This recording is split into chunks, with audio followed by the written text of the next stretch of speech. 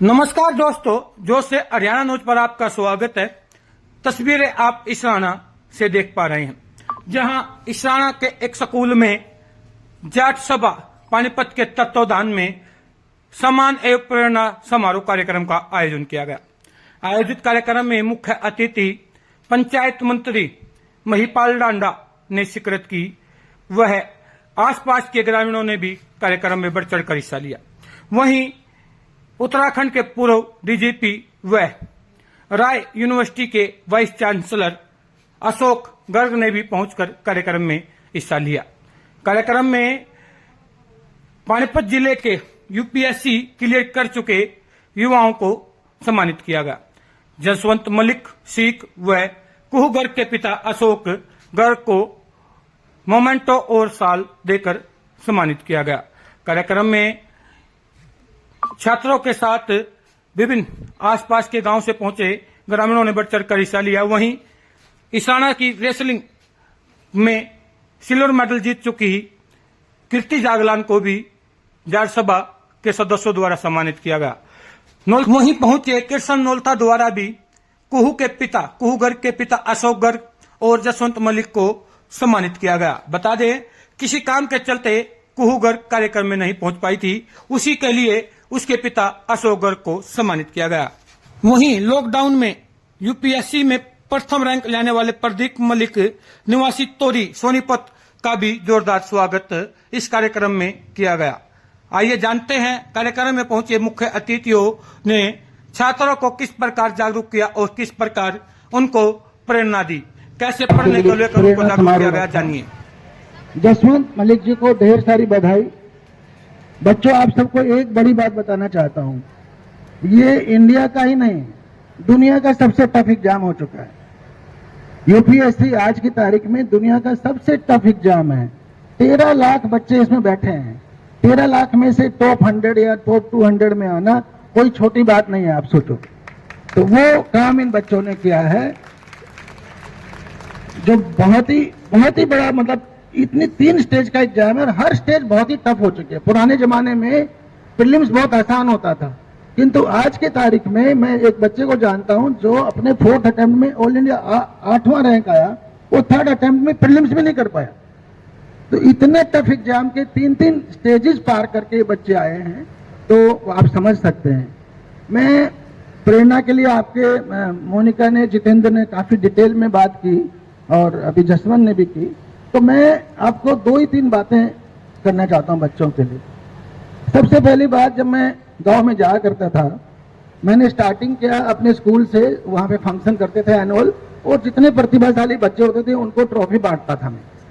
तो उसमें मेरे को हर कोई आके ये बोलता था कि सर आप जो है हमारे बच्चों को नौकरी लगवा दो। जाहिर बात है, कोई गलत नहीं है, सही बोलते थे वो, क्योंकि हम सभी जानते हैं हमारे गांव में तो बच्चों का सपना एक सिपाही बनना, आईपीएस तो बहुत दूर की बात, सिपाही बन जाए, फौजी बन जाए, बहुत बड़ी बात। तो मैं कहता था यार ठीक बात है, हम लगाने की पोजीशन में होंगे, लगाएंगे बच्चों को, परंतु सबसे बड़ी बात, सबसे जरूरत इस बात की है कि आप सब इनको मेहनत कराओ। जब आप मेहनत करोगे तो खुद आप जसवंत मलिक वाले मुकाम पे पहुंच जाओगे। नौकरी मांगोगे नहीं, नौकरी दोगे। तो नौकरी देने वाले बनो, नौकरी मांगने वाले मत बनो। ये आपको सीखना है जिंदगी में। जो हमारे जितेंद्र राणा ने कहा कि सपने बड़े देखो, सपने सिपाही बनने का देखोगे तो सिपाही बनोगे या सिपाही नहीं बन पाओगे, है ना। किंतु अगर सपना आप आईपीएस बनने का देखोगे, आईएएस बनने का देखोगे, तो जरूर एक दिन चांस है कि आप वो जरूर बन जाओगे।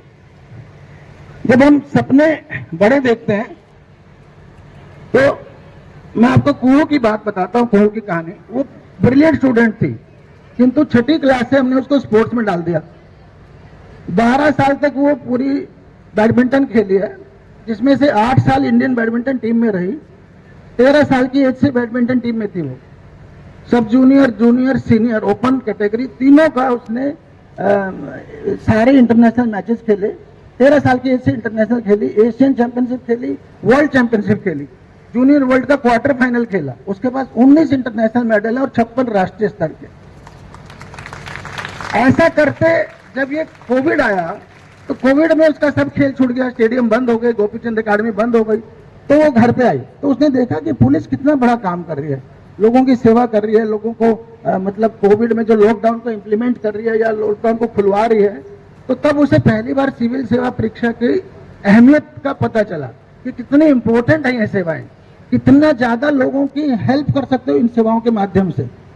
तो जब उसके बाद कोविड के बाद नेक्स्ट ईयर 21 में वो पहले टूर्नामेंट में उतरी, कोविड के बाद उसको टाइफाइड भी हो गया था, तो उसमें उसकी नी इंजरी हो गई, स्मैश मारते वक्त पूरी क्रैश करके तो नी इंजरी हो गई।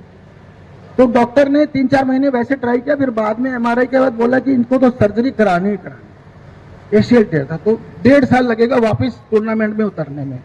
उस टाइम उन्होंने निर्णय लिया कि अब ये इंजरी है, इसका फायदा उठाया जाए और इस टाइम सिविल सर्विस की परीक्षा दी जाए।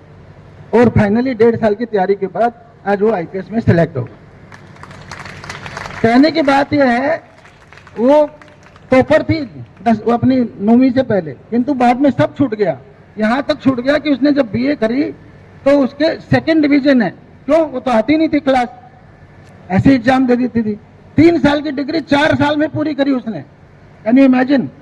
क्योंकि उसके कोई कोई पेपर छूट जाते थे, वो इंटरनेशनल मैच में होती थी, पेपर छूट जाते थे, डिग्री पूरी हो गई। तो उसके बावजूद दोबारा जब पढ़ाई में आना पड़ा तो वो फाइनली क्रैक कर पाई। तो असंभव कुछ नहीं है, एक रास्ता बंद हुआ तो दूसरा रास्ता उसने अपने लिए खोल लिया।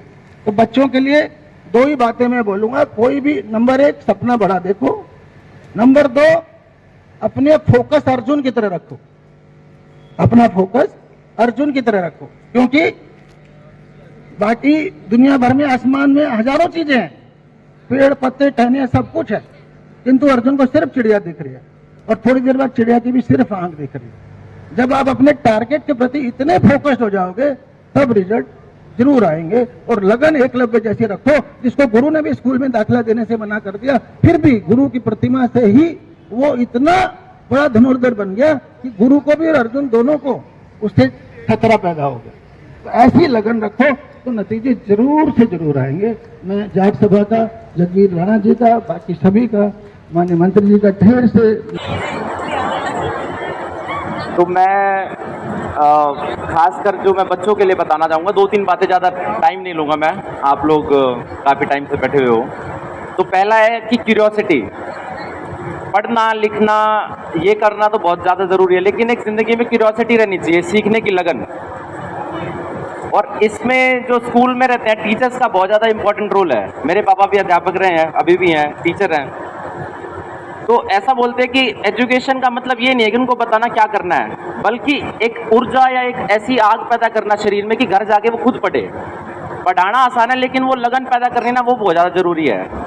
और ज़िंदगी पढ़ना सिर्फ इसलिए नहीं है कि हमें एक अच्छी नौकरी मिलनी है तो इसलिए पढ़ना है। पढ़ना ज़िंदगी भर है, पढ़ना मानव का कर्म है।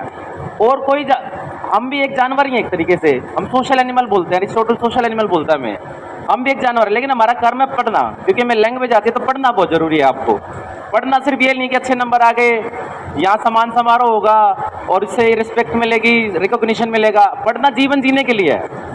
तो आपको ये रहना है कि ज़िंदगी भर पढ़ते रहना, नौकरी लगे ना लगे, कोई और फील्ड में जाओ, स्पोर्ट्स में जाओ, आप कल्चर में जाओ, तो आपको पढ़ना बहुत ज़रूरी है।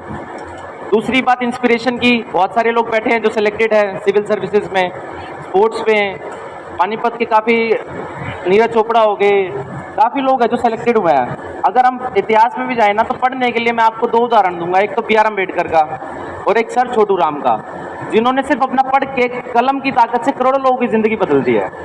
तो पढ़ने का जो इम्पैक्ट रहता है ना, वो लंबा रहता है, बड़ा रहता है। आप ज़्यादा लोगों को टच कर पाओगे, ज़्यादा लोगों की ज़िंदगियाँ बदल पाओगे, तो इसलिए पढ़ना बहुत ज़्यादा ज़रूरी है।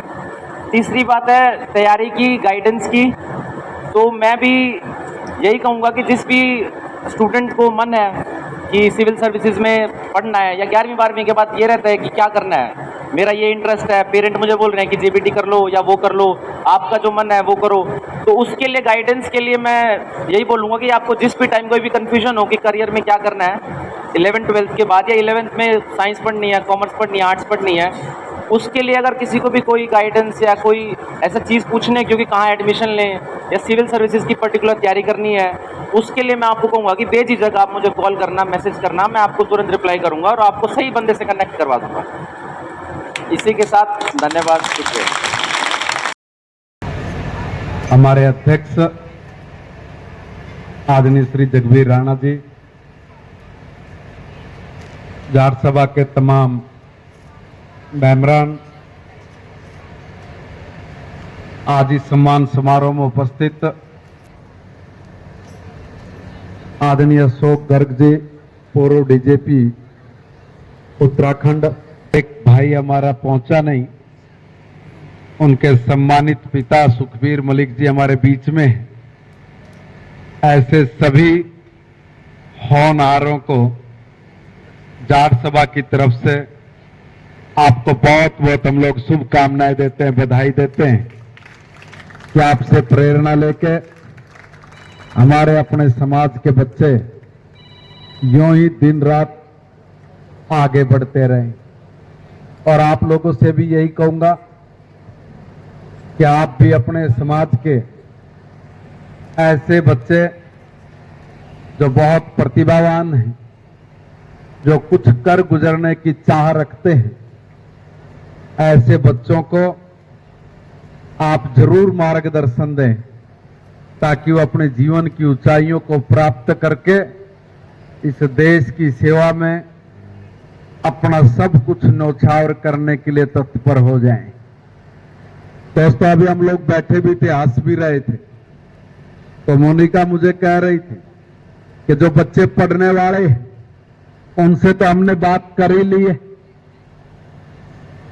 अब जो अड़बादी बच्चे हैं उनसे आप बात करो और उनको कहो कि आप हमारे साथ आ जाओ।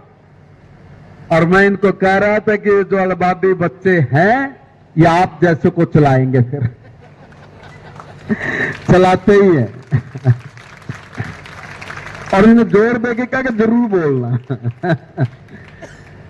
यह हंसी की बात है, मगर हर व्यक्ति का अपना एक टैलेंट है, हर व्यक्ति की अपनी एक प्रतिभा है। वो अपनी प्रतिभा के दम पर ऐसा बहुत कुछ कर जाता है जो कभी कभी संभव होते हैं और बिरले ही व्यक्ति तो ऐसी ऊंचाइयों को प्राप्त कर सकते हैं। हमारे यहां छोटे बहन और भाई बैठे, जीवन में कुछ भी हासिल करना हो तो बहुत जरूरी है कि आप थोड़ा धैर्य रखिए, थोड़ा संयम रखिए। शॉर्टकट से तत्काल में तो बहुत ऊंचाई पालोगे, मगर कब शेयर मार्केट की तरह नीचे धड़ाम से गिर जाओगे इसकी कोई गारंटी नहीं होगी। जीवन में संघर्ष करना, मेहनत करना और मेहनत के साथ साथ अपने परिवार के बड़ों का सत्कार के साथ आशीर्वाद लेना और उसी आशीर्वाद को ताकत बना के अपने बड़ों के सपनों को पूरा करना, ये अपने जीवन का उद्देश्य बनाकर हमें हर रोज निरंतर नए पग उठाकर चलना पड़ेगा, नए कदम उठाकर चलना पड़ेगा। 10 साल पहले कुछ अलग तरह की चुनौतियां थी, आज अलग तरह की चुनौतियां हैं। आने वाले 5, 7, 10 साल में और अलग तरह की चुनौतियों का आपको सामना करना पड़ेगा। इन चुनौतियों का हम लोगों ने सामना करना है, बहुत दृढ़ इच्छा संकल्प शक्ति के साथ करना है और अपने संकल्प को सिद्धि तक लेके जाने के लिए अत्यंत जरूरी है कि हम लोग हंसते खेलते आनंद में इन चुनौतियों का सामना करने के लिए बहुत मेहनत करें। जो काम आपके जिम्मे है उसी काम को अगर हम लोग ईमानदारी से करेंगे तो हम लोग अपने लक्ष्य को प्राप्त कर लेंगे। अगर आपने अपने काम के प्रति ईमानदारी को छोड़ दिया तो आप ऐसे जीवन के बहुत काम छोड़ चुके होंगे जिनको फिर कभी दोबारा मिलना या उसको प्राप्त करना बहुत मुश्किल हो जाएगा। तो लड़के अव्वल आए अपने एरिए के, जिसमें जसवंत मलिक, काहू गर्ग, इनका प्रेरणा सम्मान समारोह आयोजित किया गया। आपको कैसा लगा और आपके स्कूल के बच्चों को क्या प्रेरणा दी? हमें ये प्रोग्राम बहुत अच्छा लगा। जाट धर्मार्थ सभा पानीपत द्वारा ये आयोजित किया गया था।